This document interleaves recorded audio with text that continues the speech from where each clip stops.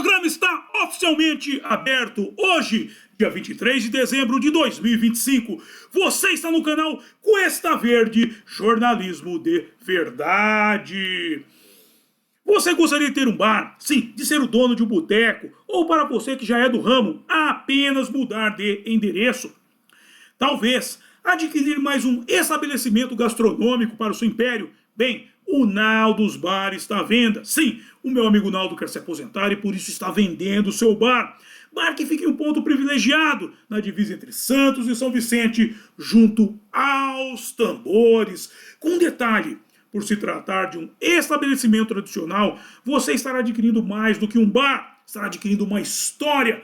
Logo, entre em contato com o Cuesta que eu faço o meio de campo entre você e o Naldo, ou vá diretamente lá, sendo que o contato do Cuesta e o endereço do Naldos Bar estão na descrição. É isso aí, gente. E, reforçando o aviso, o Naldos Bar só retornará ao funcionamento no dia 15 de janeiro.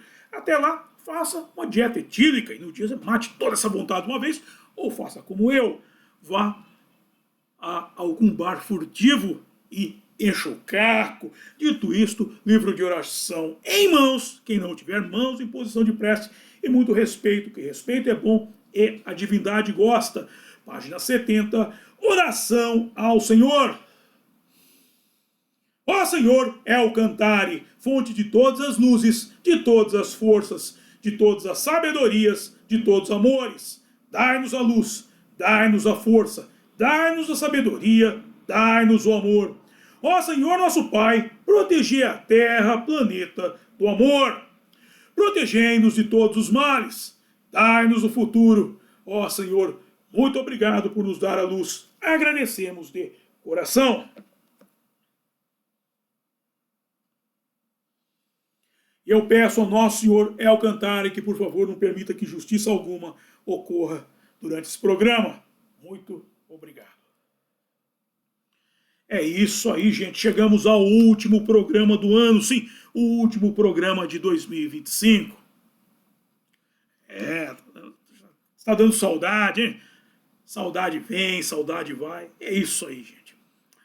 E no último programa eu falei um negócio aí, esse que vocês viram agora há pouco, e o pessoal não está entendendo porque eu fiz um comentário sobre o seguinte. Foi dito por algumas rádios que uma pessoa não identificada lhes vendeu as fitas com a gravação do disco do Roberto Carlos. E mais para frente, essas rádios vão atrás da lei de imprensa para preservar o sigilo de fonte. E eu falei o seguinte, é um negócio meio contraditório, porque vocês desconhecem a identidade de quem lhes vendeu a fita, não tem por que requerer sigilo de fonte. Porque mesmo divulgando a fonte, você não conhece a identidade, dá na mesma. Então sabe que aquela história mal contada, o negócio do nonada? A dupla negativa denota a existência de algo. Fazer o quê? Embora isso para mim não é coisa de fonte. Fonte é fonte de informação. Isso daí é receptação de produto de roubo. E a execução disso na rádio, o que é? A utilização, a consumação do roubo. Ok? Mas vamos conversar mais para frente. Temos muito a falar a respeito disso. Vamos então ao último texto do ano. Na edição de número 415 de 1970 da revista Intervalo, publicado foi o artigo alcunhado de Quem roubou o disco de Roberto? Lendo-se que, enquanto a gravadora de Roberto Carlos decide ir até o fim para apurar o roubo do disco do Rei da Juventude, o diretor das rádios Nacional e Excelsior proíbe a execução de qualquer disco daquela etiqueta em represália ao vexame que sofreu depondo durante 2 horas na polícia. Vexame é ele depor na polícia. Usufruir de um produto oriundo de roubo não é. E nos bastidores da TV chegou-se a comentar a possibilidade de outras emissoras, principalmente as rádios Tupi, Bandeirantes, Difusora e Gazeta, diretamente envolvidas no caso, adotarem idênticas medidas. Além de Roberto, seria atingido Gerry Adriani da mesma gravadora. Sim, o Gerry Adriani também estaria no balaio. Só uma coisa aqui que eu quero colocar em função disso, que é,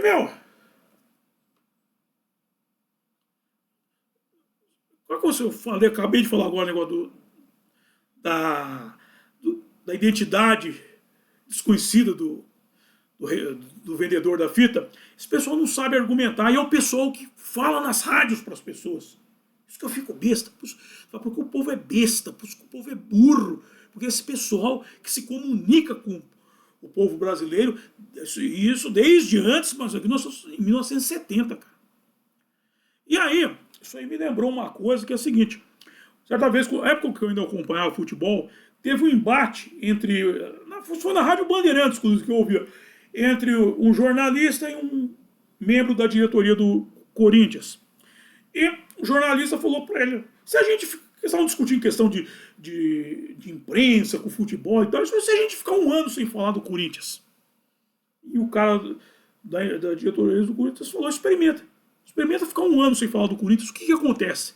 E é a mesma coisa para essas empresas.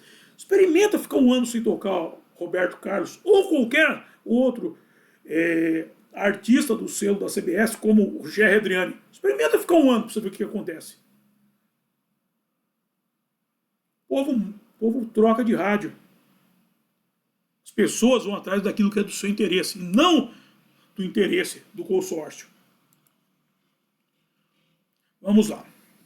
Quem esclareceu tudo em nome da CBS foi o advogado da mesma, Agilberto de Lacerda Figueiredo. Jamais tivemos a intenção de provocar vexames a ninguém. Ao contrário, dirigimos-nos aos diretores da rádio pessoalmente, encarecendo a colaboração de cada um no sentido de tentar descobrir quem roubou o disco de Roberto. Lamentavelmente, mesmo prometendo parar, algumas emissoras continuaram tocando a gravação. Numa segunda tentativa, dirigimos-nos aos mesmos diretores por carta registrada em cartório e terminamos prestando queixa da polícia. Para o advogado Agilberto, todo o problema se resume num ponto. Houve uma quebra de sigilo industrial, pois o disco vem sendo preparado há algum tempo enquanto todas as providências paralelas eram tomadas por outros setores da própria CBS. Seu lançamento dependeria de uma série de medidas conjuntas, promoção e entrega às lojas simultaneamente, confecção da capa, etc. E a data de lançamento estava marcada para 10 de dezembro, quando o LP deveria ser posto à venda em todo o Brasil. Por fim, sua execução antecipada desmantelou toda uma engrenagem com possíveis prejuízos financeiros para a empresa. Isso é aquele ponto que eu tratei agora há pouco. Eu suponho que se tratasse de pirateação da obra. Quem tinha o disco queria vendê-lo no mercado, digamos, no mercado clandestino, uma deep web da época, queria vendê-lo e soltou para as gravadoras, vendeu não só o disco, como vendeu a fita para as rádios e pôs o disco à venda aí no mercado, com capa branca no mercado paralelo, capa branca, selo branco, pôs no mercado paralelo aí. E deve ter vendido bastante, porque não é só isso. E sabe o que parece também? Sabotagem. Dá um cheiro de sabotagem nisso, mas como é que você vai descobrir quem sabotou? E pode ter sido, e eu suponho as duas coisas. O cara queria ganhar dinheiro e saiu ao mesmo tempo sabotar, ou seja, dificultar o trabalho da gravadora para quê? Para vender seus discos piratas. Mas vamos avançar um pouquinho, vocês vão entender um pouco melhor a coisa agora, porque esse problema da pirateação vem até os dias de hoje. Todavia, essa questão do vazamento é tão delicada que se criou um expediente chamado de medida anti-leak, anti-vazamento. Tanto que, em 4 de fevereiro de 2016, na Business Insider, publicado foi um artigo de autoria de Sidney Fussell, alcunhado de os extremos que os estúdios de cinema fazem para evitar vazamentos.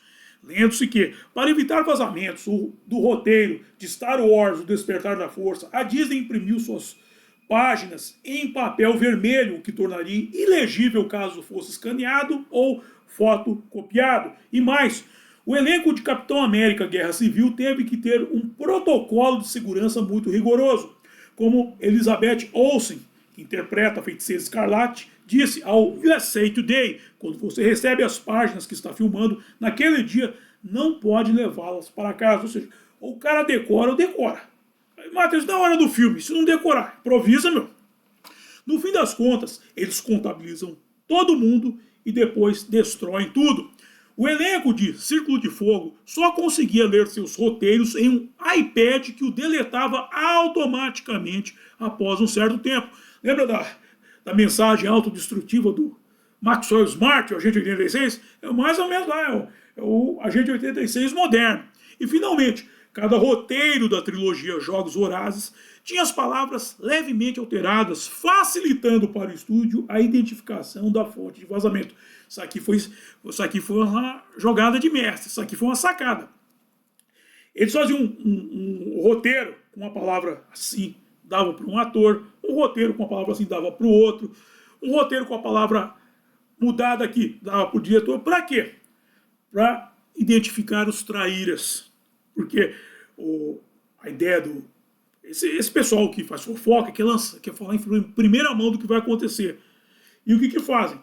Quando o cara dá com aquela palavra, já que foi com uma determinada palavra, quem fez esse jogo já sabe quem é o traíra. Porque aquele foi para esse para aquele. Contar uma história rápida. Isso foi o nosso querido presidente Jair Bolsonaro que falou que quando ele ia se candidatar a vereador no Rio de Janeiro, o que ele fazia? Ele preparava uma mala direta. Mala direta, para quem não conhece, é um informe publicitário que você manda pelo correio como uma carta a uma determinada pessoa. E aí ele chamava as pessoas. Ele época fotocópia, xerox, copiava tudo, fechava e pedia para o pessoal ir distribuindo. Dentre eles, seus filhos, o Flávio, o Eduardo, o Carlos. Flávio será nosso futuro presidente. E muitos outros. E o que ele fazia para saber se a coisa deu certo? As cartas tinham endereço de uma das cartas era para alguém que não existia. Porque o que ia acontecer? Essa carta iria voltar. Quando não voltava, era que o cidadão se desfez do pacote, ou seja, ele não entregou, porque tinha que voltar. Tinha que voltar. Uma sacada. Isso é igual. Uma vez eu estava em Peruíbe com a minha esposa, a Selma, e a gente foi num restaurante árabe lá, o libanês, era uma senhora chamada Lâmia. Ela fazia as esfirras grandonas, naquela época podia fumar dentro do estabelecimento, a gente fumava um narguilé. E ela estava me contando que ela chamou um moleque para distribuir uns panfletos. E ela pagou uma parte antes e ia pagar uma parte depois. E como é que ela soube que o moleque não entregou os panfletos? Porque sempre que se entrega os panfletos, alguém aparece com o panfleto. Sempre aparece sempre tem um retorno. E a hora que o moleque voltou para pegar a segunda parte do pagamento, ela mandou o moleque a merda. Falou, vai tomar no seu cu antes que eu chame a polícia aqui e abra um BO contra você. Ou seja, então você põe o quê? Um rastreador orgânico da coisa. Um rastreador natural. A coisa naturalmente você tem um rastreamento. Mas vamos lá. Em 2014, no blog Get Getter,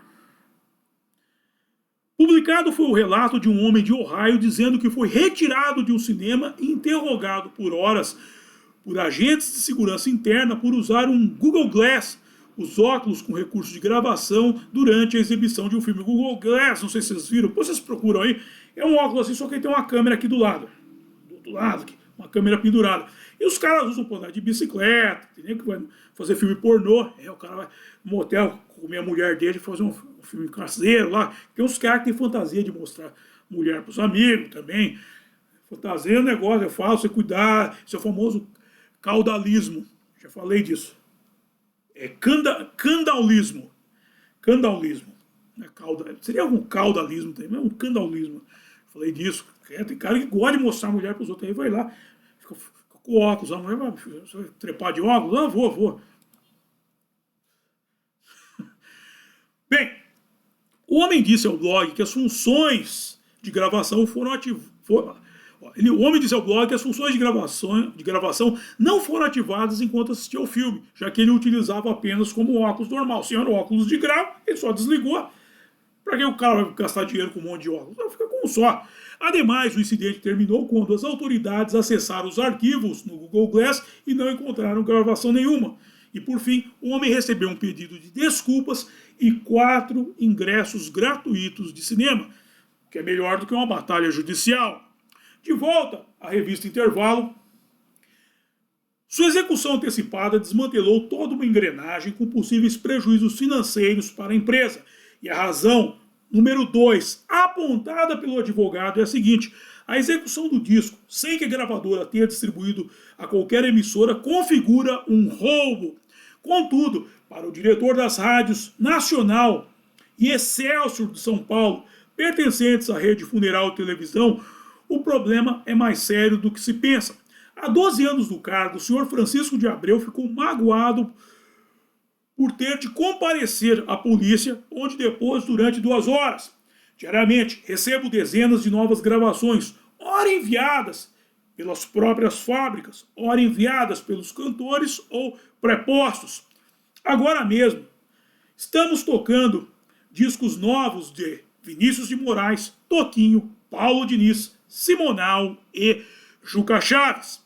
A divulgação antecipada dessas músicas é de interesse mútuo, daí a minha estranheza ao ser convocado para depor.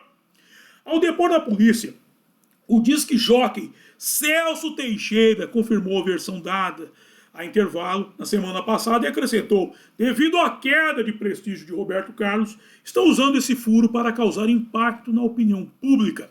A CBS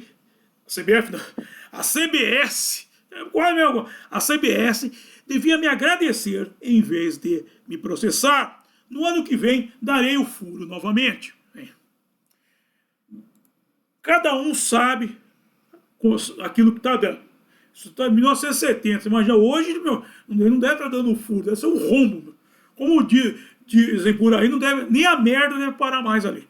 Não deve nem parar a merda. Então, cara, o negócio é bravo. E é engraçado que esse cidadão fala que devido à queda de prestígio de Roberto Carlos. Se o Roberto Carlos está caindo, se ele está em decadência, por que você vai passar a música de um artista decadente? Porque você pode afundar para cair na merda junto com ele?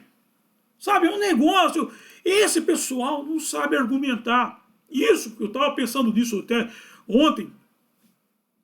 Porque, pô, você vê, esse pessoal tá desde os anos 70, mas estão muito antes aí. São essas as pessoas que falam com o povo brasileiro. É gente que não sabe falar, falando pra gente que não sabe escutar. Resultado, essa decadência cultural que está o país. Você vê, o que é a cultura? São as coisas que caracterizam um povo. Vê a característica do nosso povo hoje. E aí, como diz Olavo de Carvalho, pensa no que move as pessoas a terem essa característica. Em vários setores. Pega vários setores. Ah, Matheus, mas você está dizendo que a culpa seria da imprensa, só da imprensa? A imprensa, a mídia, ela é um meio. Você tem que entender o seguinte, meu. Quem pauta a sociedade é a mídia, é o consórcio. O sujeito acorda de manhã, liga uma rádio, como eu falei, eu ouvi a Rádio Bandeirantes. O que está falando na rádio é o que você vai discutir o dia inteiro. Banca de jornal, a turma parava na frente da banca de jornal, nem pegar o jornal, lia as manchetes. Manchete, e saía para o trabalho ia comentando isso. TV, ligava a TV também de manhã para ver. Tanto é que de manhã passava programa infantil. O que eles fizeram? Tiraram os programas infantis e logo cedo, depois, logo de manhã, eles põem que o jornalismo, que eles chamam de jornalismo. Um jornalismo ruim, fast food. Quando eu assistia a TV normal, eu tinha o hábito, eu ligava de manhã, acordava logo cedo, ligava de manhã, botava no jornal para saber, só você quer saber o que está acontecendo. E eu comecei a reparar o seguinte, reportagens fast food que eu chamo, começa e termina, não dura quase 3 minutos no máximo uma reportagem curta. Para que isso? Para reduzir o processamento cerebral das pessoas. Isso é agenda, isso é pensado. Isso reduz a capacidade de processamento. Porque você vê uma notícia, já entra a nota, você não tem tempo de digerir aquilo. Você já está trocando. E isso vai doutrinando, você vai motivando os neurônios da pessoa a pensar em sistema fast food. Então a pessoa não consegue pegar uma notícia e destrinchá-la, e tentar entender o que está acontecendo. Eu comecei a ver, pô, para com isso, meu. Aí eu entrava no ônibus, a turma estava no celular. Assim. Ou seja, eles criaram a sociedade foi criada de um jeito que é para quê? Para as pessoas não pensarem. O ato de pensar é nocivo. Quando eu falo que eu sou intelectual, esse cara é folgado, ele é arrogante, e não sei o que. Eu só estou descrevendo que eu sou só uma pessoa que estudo, que leio, domino os círculos de linguagem, busco aprender mais. Não é que eu sou arrogante, não, mas intelectual, o cara fala que é intelectual é dizer que ele é ser arrogante. Bonito é o cara dizer que ele é burro, que ele é um imbecil, que ele é corno, que ele é chifrudo, com esse monte de música de corno, de chifrudo. Sabe? Olha como... E essa mídia que está trabalhando, essa mesma mídia que não sabe argumentar, esses dois últimos programas da série, a Intervalo foi atrás, a Intervalo fez um bom trabalho, é porque eu li aqui para vocês viram nos dois programas, mostra como esse pessoal não sabe argumentar, e é esse pessoal que se comunica há anos com o povo brasileiro. E aí quando surge, por exemplo, um canal como o Cuesta Verde, tem outros aí bons, mas eu só vou falar do Cuesta, que eu uso eu criei essa estrutura ad eternum, que eu faço... Cara, o programa é 30 minutos, mas são vários programas. Se você pegar o todo, só esse aqui do Roberto Carlos, vai dar o quê? 1h20 de programa. Olha só. Eu criei essa estrutura, muita gente não gosta. Eu quero notícia rápida. Aqui não é notícia fast food, aqui não é jornalismo fast food, aqui é slow food. É lento. É para motivar as pessoas a pensarem. Por isso que o pessoal que acompanha o Cuesta é mais inteligente. Por quê? Porque é o sistema que eu emprego para motivar as pessoas a queimarem a mufa. Então, esse caso do Roberto Carlos, brilhante, que denunciou como esse pessoal é ruim de argumentação. E o que a gente faz, Matheus? A pessoa está perguntando, assistam o Cuesta. E dito isto, eu encerro o programa de hoje. O último programa do ano. Então vamos para a hora de passar o chapéu, que é a hora que eu mais gosto, que é a hora que vocês mais gostam também, que é a hora que eu ganho uma graninha, e a hora que vocês gastam uma graninha. Bem, na descrição do programa eu estou disponibilizando os métodos de arrecadação de fundo por via direta e via indireta. Por via indireta, os meus livros aqui, paizão, comprou para o seu filho aí? Estou disponibilizando A Máquina da Verdade, meu livro aqui, Infanto Juvenil. Para os adultos, a saga de Kid Winchester, para o casal. Esse é um livro que eu falo para o casal ler na cama, para aproveitar. E o link do curso Fundamentos do Exorcismo. Aí temos o link do Apoia-se, para você fazer sua doação por meio do meu blog Mochileiro Místico. O Pix, para você mandar sua última doação do ano, gente. Força aí. E o PayPal para os acólitos do estrangeiro. Aí temos o link da Boutique do Cuesta, para você comprar sua beca de conservador, com letras de Mateus, meu álbum de rock em parceria com o meu amigo Renato Pop. E o contato do Cuesta, para você mandar suas dúvidas, sugestões de pauta e coisa e tal. Aí tem o link do grupo do Cuesta no X, o Pravda Conservador. Grupo do Cuesta no WhatsApp, nosso canal mais curto, e Naldos Bar, endereço, ponto de encontro dos acólitos, a partir do dia 15 de janeiro. E atenção, próximo evento, Gico Booking, propriedade estigmatizada. Gico Booking, propriedade estigmatizada, viu, Denilson? No sábado, dia 10 de janeiro de 2026, às 6 horas da tarde, às 18 horas, no sábado, dia 10 de janeiro de 2026, às 18 horas, Gico Booking, propriedade estigmatizada. Bem, gente, último programa do ano.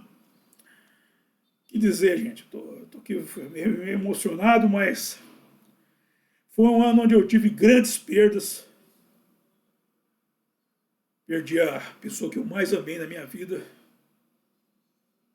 Isso não vai ter volta. Perdi grandes amigos. Saulo, Rogério, muitos outros. Perdemos muitas pessoas boas. Mas a perda do meu grande amor foi o que mudou a minha vida. Minha vida não é mais a mesma. E eu quero agradecer a todos que me abraçaram nesse período. O Naldo, meu amigo Naldo, meu amigo Denilson, a Rose, a Miriam, o Hilton, a Emília. Eu vou estar até sendo injusto. Minha mãe, que você sabe, meu irmão, todas as pessoas maravilhosas que me abraçaram nesse ano tão difícil, esse ano tão duro que se encerra para mim. E eu oro por todos vocês. Oro por todos vocês. É o mínimo que eu posso fazer. É pedir a Deus. Pedir ao Cantare que os proteja, que ilumine a vida de vocês nesse ano. Muito obrigado mesmo a todos. E até a próxima. Bye!